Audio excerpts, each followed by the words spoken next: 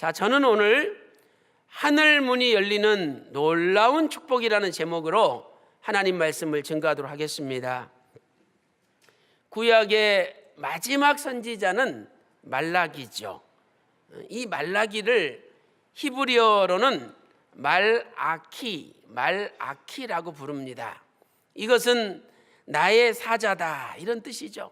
그러니까 하나님의 사자로 하나님이 썩어져가는 이스라엘 나라를 살리시기 위하여 마지막으로 말라기 선지자를 보낸 거죠. 이 말라기 선지자가 예언할 때는 주전 432년경입니다. 432년.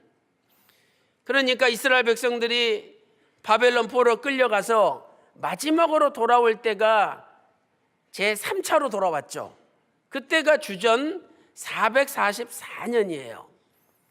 마지막으로 바벨론 포로에서 돌아온 다음에 어느덧 12년이 흘러서 주전 432년이 된 거죠. 이제 12년이 흘렀습니다. 처음에 바벨론에서 돌아올 때 그 간절한 신앙, 하나님을 사모하는 믿음, 이런 것들이 이제 다 사라져 버렸어요. 12년 지나면서. 그래가지고 형식적이고 의무적인 신앙생활을 하고 하나님 알게 모르게 부도덕한 죄를 많이 짓고 있었습니다. 그래서 하나님께서 말라기 선지자를 보내서 다시 한번 이스라엘 백성들을 책망하시고 권고하신 거죠. 이 말라기서는 6편의 설교로 구성이 되어 있죠. 그런데 오늘 본문은 그 중에서 5번째 설교에 해당이 됩니다. 말라기서 3장 7절 말씀 보니까 하나님께서 내게로 돌아오라, 그리하면 나도 너희들에게도 돌아가리라, 이렇게 말씀하고 있어요. 이 말씀 보니까 우리가 먼저 하나님께 돌아가야 된다는 거죠. 내게로 돌아오라, 그리하면 내가 너희에게로 돌아가리라. 우리는 하나님 왜 안 오시냐고 나한테는 이런 말씀 할 때가 많이 있죠. 그런데 하나님께서는 먼저 너희들이 내게로 돌아오라, 그리하면 나도 너희에게로 돌아가리라, 이렇게 말씀하신 거예요. 그래서 우리가 어떻게 하여야 하나님께 돌아가리까 여쭤봤죠. 그랬더니 말라기 3장 8절에 사람이 하나님의 것을 도적질하고도 깨닫지 못하는도다. 우리가 언제 어떻게 하나님의 것을 도적질했냐고 따진다는 거죠. 그러면서 너희가 헌물과 11조를 도적질했느니라, 이렇게 알려주고 있는 말씀이죠. 오늘 우리도 하나님께 우리가 돌아가려면 그냥 돌아가는 것이 아니라 하나님께 감사 생활과 11조 생활을 해야 진짜 하나님께 돌아가는 게 된다는 거죠. 저는 오늘 11조가 어떤 의미를 가지고 있으며 구속사적으로 어떻게 하나님께서 일하셨는지 살펴보도록 하겠습니다. 첫 번째로 11조의 의미죠. 11조가 무엇입니까? 첫째로 11조는 모든 것의 소유주가 하나님이시라는 고백이죠. 모든 것의 소유주가 하나님이시라는 고백이에요. 우리는 11조라 그러면 내가 받은 소득의 10분의 1을 하나님께 드린다라고 생각을 합니다. 그런데 여기 내가라는 이 단어가 문제죠. 예를 들어서 수입이 200만 원이다. 그러면 20만 원을 하나님께 드린다. 그게 11조다. 이렇게 생각을 합니다. 그러나 11조는 뭐냐? 11조는 모든 것이 하나님의 것이라는 고백이에요. 내가 200만 원 벌었는데 그 중에 10분의 1을 하나님께 드리는 것이 아니라 200만 원 전체가 하나님의 것이라는 고백이라는 거죠. 시편 24편 1절 보세요. 시편 24편 1절에 땅과 거기 충만한 것과 세계와 그 중에 거하는 것들이 다 하나님의 것이라 고백하고 있습니다. 고린도전서 10장 26절에도 같은 말씀이 기록되어 있죠. 고린도전서 10장 26절입니다. 또한 다윗은 역대상 29장 11절에서 이렇게 고백합니다. 하나님, 천지에 있는 모든 것이 주님의 것입니다. 역대상 29장 11절에 고백하고 있습니다. 또한 14절 말씀을 보니까 다윗이 성전을 건축하기 위하여 하다못해 이 거물 못 하나까지 준비를 했어요. 그런데 이 모든 것이 주께로부터 받은 것 다시 주님께 드리나이다, 이렇게 역대상 29장 14절에 고백을 하고 있습니다. 만약 어떤 분이 나에게 100만 원을 빌려줬다고 생각해 보세요.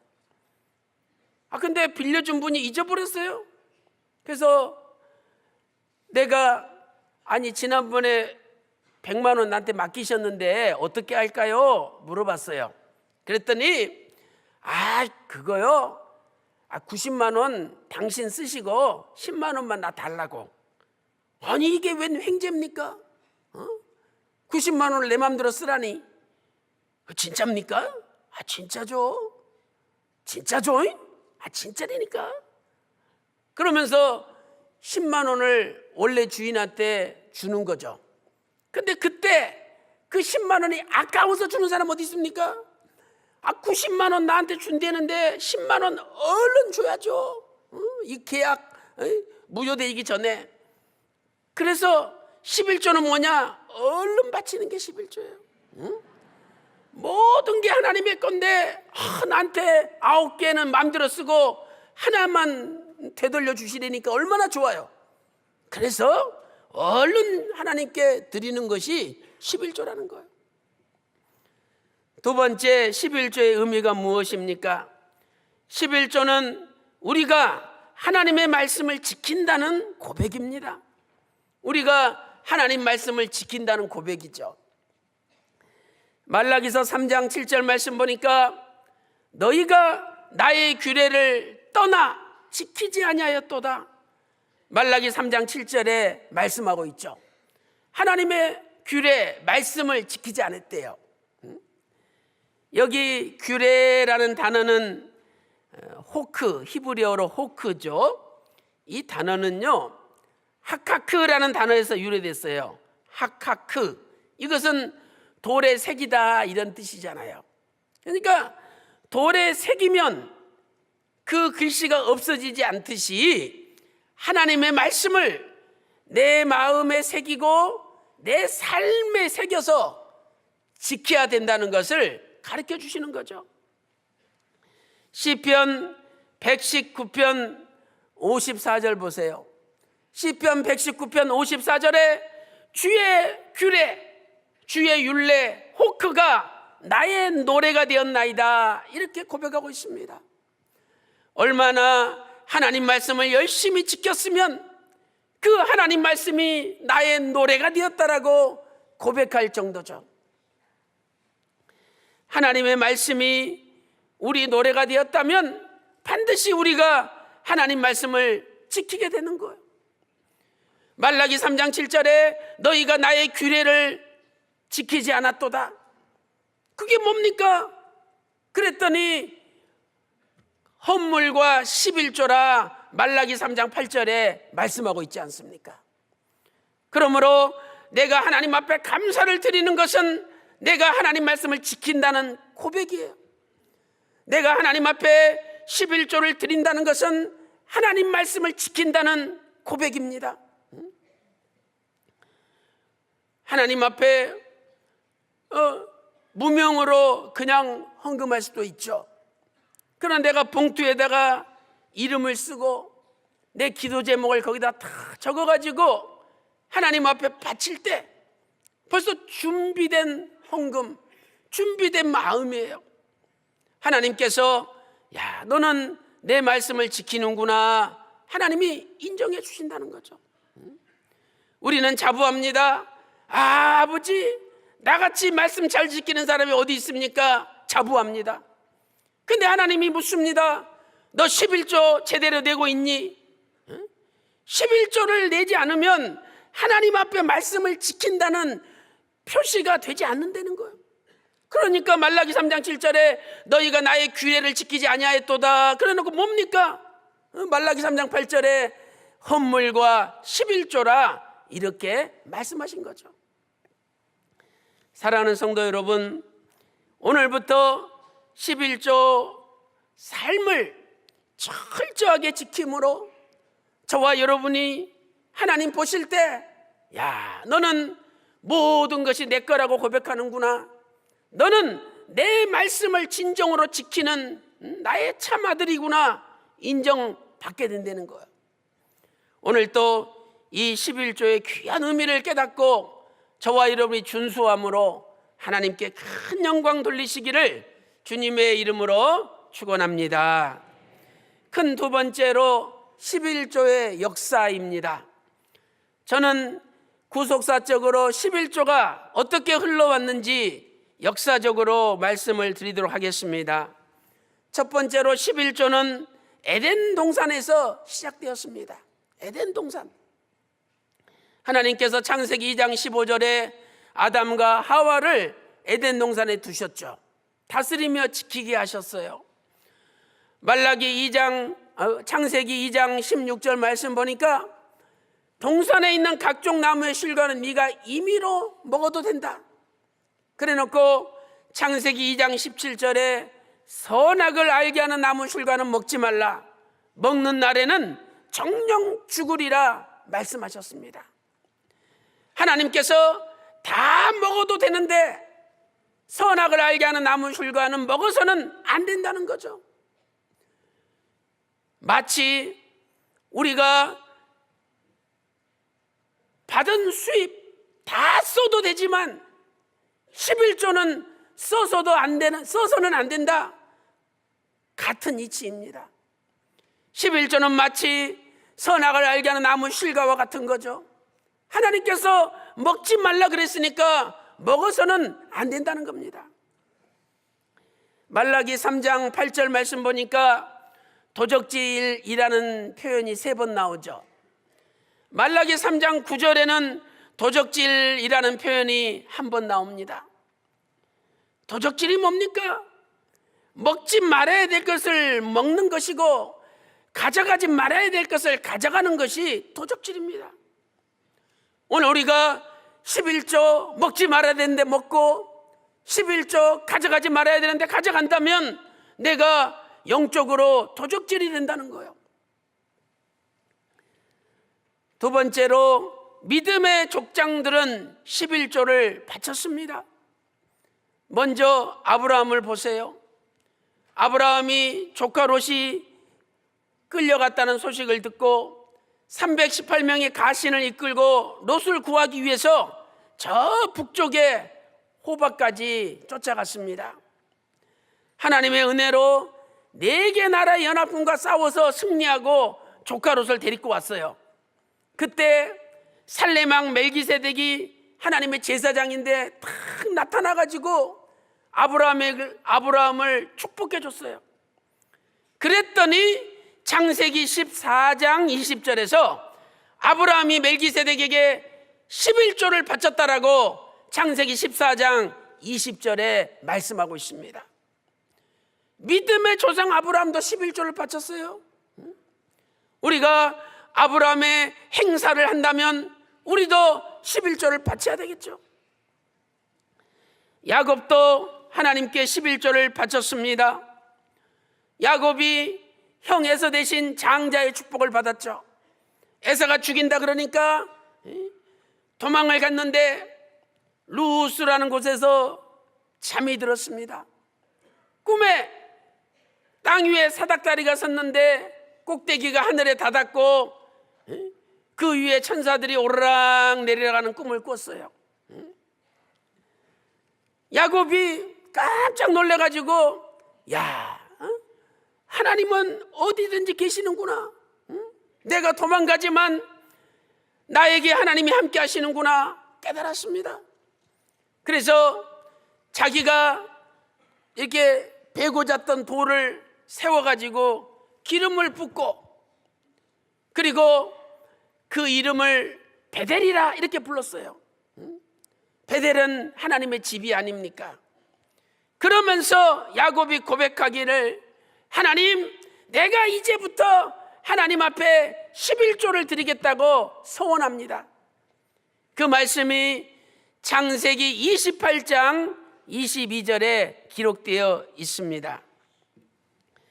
이대지 세 번째로 하나님께서는 율법에서도 11조를 명하셨어요.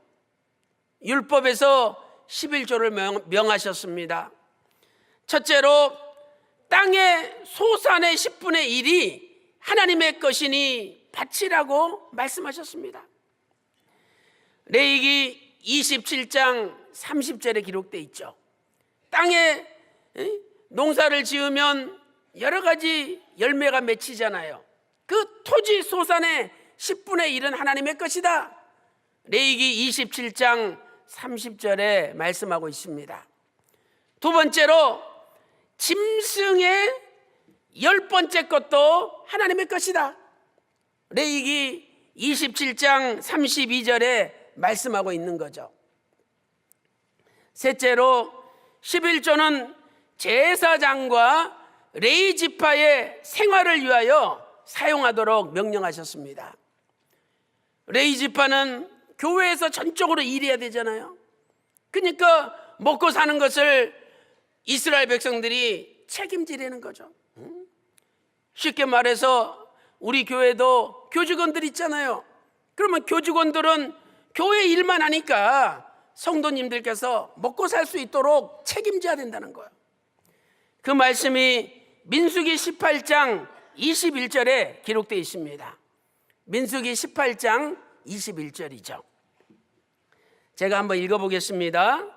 내가 이스라엘의 11조를 레위 자손에게 기업으로 다 주어서 그들의 하는 일 곧 회막에서 하는 일을 감나니, 그러니까 회막에서 교회에서 일할 수 있도록 11조를 내야 된다는 거죠.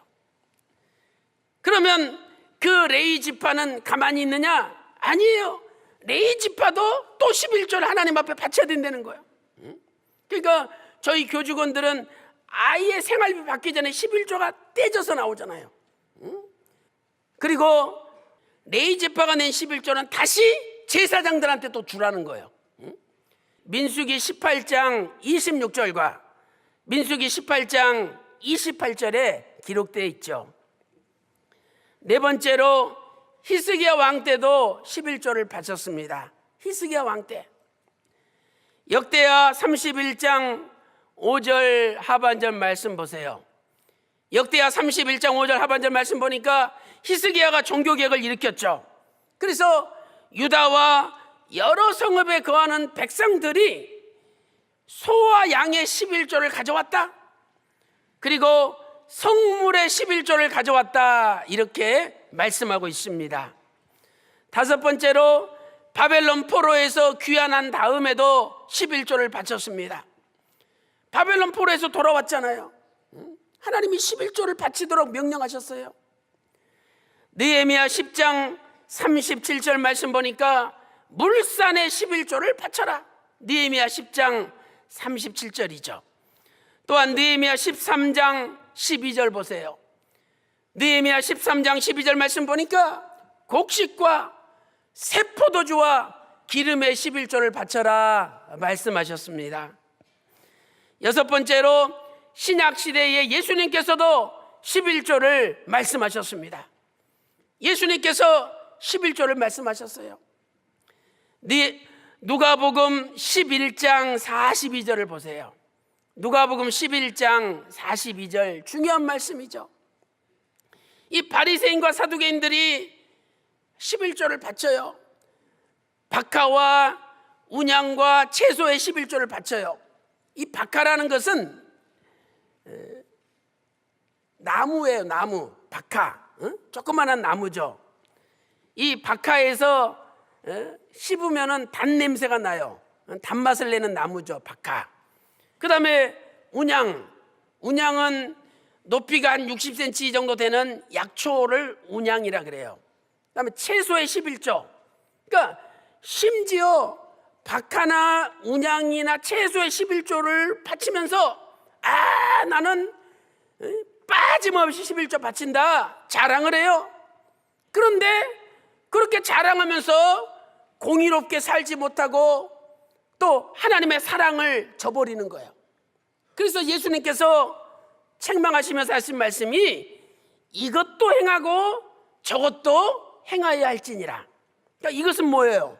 박하와 운양과 채소의 11조도 바치고, 그 다음에 그렇게 11조 바치는 사람은 공의롭게 살고 하나님의 사랑을 실천해야 된다.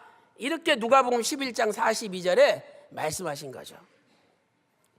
사랑하는 성도 여러분, 오늘 우리도 예수님의 이 말씀을 깊이 마음에 새기면서 의무적으로 마지못해 11조를 하는 것이 아니라 나에게 생명을 주시고 호흡을 주시고 건강을 주시고 가정을 주시고 직장과 사업을 주시고 먹고 살 수 있도록 은혜를 주신 아버지께 진심으로 감사하면서 마음을 다하고 정성을 다하고 뜻을 다해서 기쁜 감격 속에서 하나님 앞에 11조를 바칠 때 분명히 하나님께서 그 이상으로 저와 여러분의 가정에 쏟아 부어 주실 줄로 믿습니다. 결론적으로 11조를 드리는 자가 받을 축복이 무엇입니까? 11조를 드리는 자는 반드시 복을 받습니다.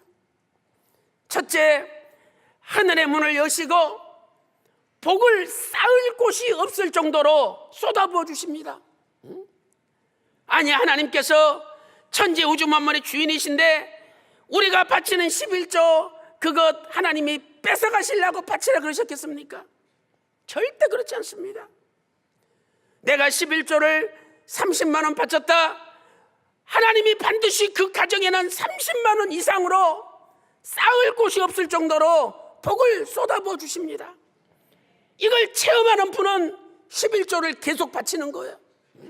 그러나 이거 어떻게 이걸 바치냐, 당장 나 먹고 사는 것도 힘든데 그렇게 걱정하면서 못 바치는 분은요 평생 못 바치는 거예요. 그러나 내가 안 먹고 안 쓰는 한이 있더라도 한번 바쳐봐야 되겠다 마음 먹고 바치면 이 말씀이 거짓말입니까? 하나님께서 하늘의 문을 여시고 복을 쌓을 곳이 없을 정도로 쏟아부어 주신대요. 말라기 3장 10절 말씀 보세요.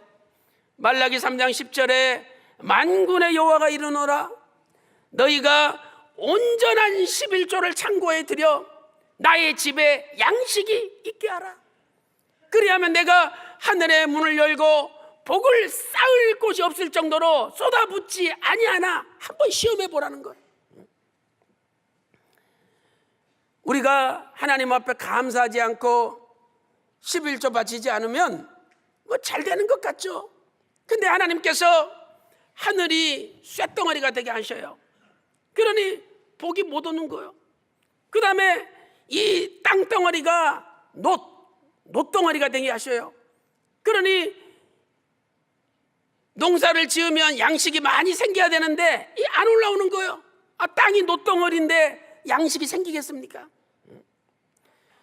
레위기 26장 18절 보세요. 레위기 26장 18절에 너희 죄를 인하여 내가 7배로 징책하겠다.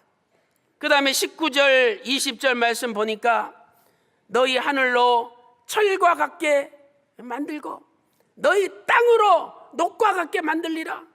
그러니 하늘이 쇳덩어리가 되고 땅이 놋덩어리가 됐는데 아무것도 얻을 수 없다는 거죠.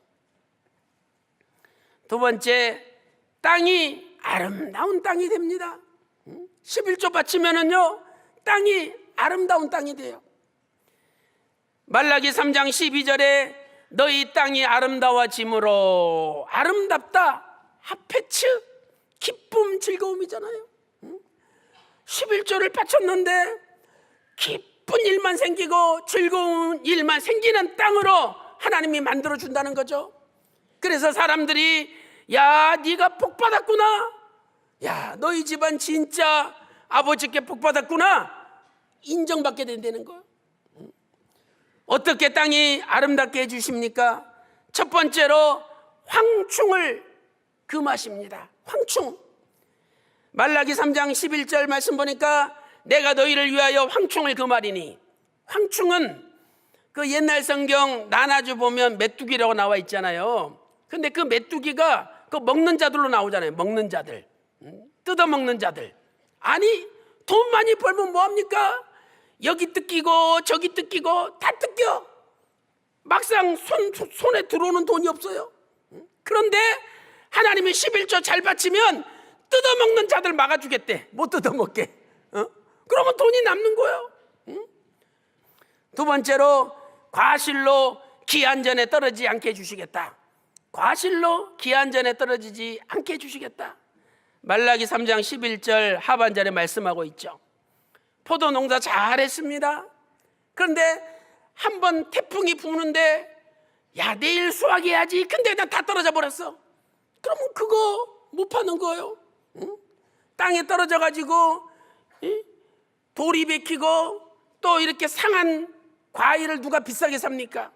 그런데 하나님께서 11조 바치면 기한 전에 떨어지지 않도록 하나님이 보호해 주시겠다는 거예요.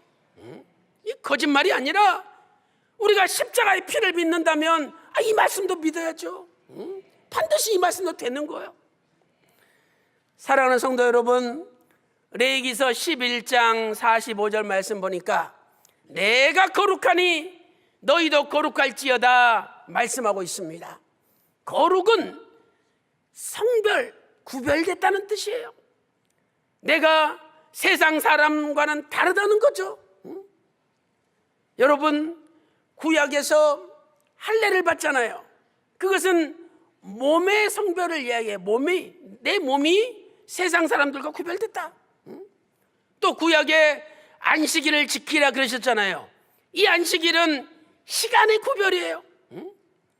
오늘 이 시간에 세상 사람들은 등산 가고 골프 치러 가고 놀러 가고 TV 보고 자고 있지만, 그러나 우리는 시간이 구별됐기 때문에 거룩한 시간 앞에 지금 앉아 있는 겁니다.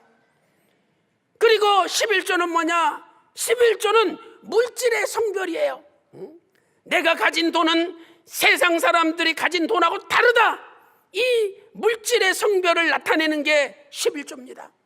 그래서 물질이 거룩해지면 하나님이 복을 주시고, 그리고 쌓을 곳이 없을 정도로 쏟아부어 주시는 기적을 체험하는 거예요.